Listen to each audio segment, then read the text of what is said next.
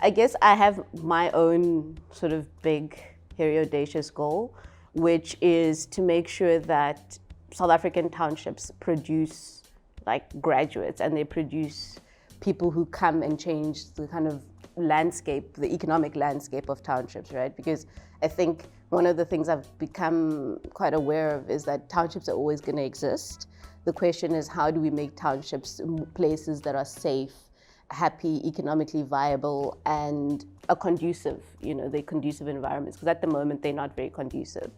And so how do we create a generation of people or young people who are inspired and want to make townships places that are also kind of livable, workable kind of spaces? And so I want to play a part in that, and I think education is going to be my kind of weapon against kind of generational poverty. And then I think as an organization, our big goal is to make sure that we have leaders. We produce leaders that are going to change not only South Africa, because I think we're realizing now that South Africa is, it's too small for what we're trying to do, but we're going to change Africa's future.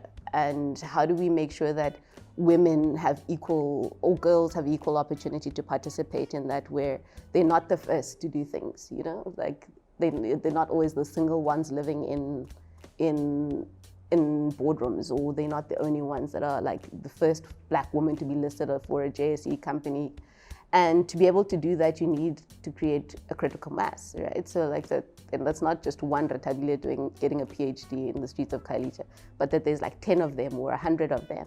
And the way we're going to do that is to have these networks of schools in these townships that are going to be creating this army of revolutionary women who are going to be unsettling, I guess, the status quo.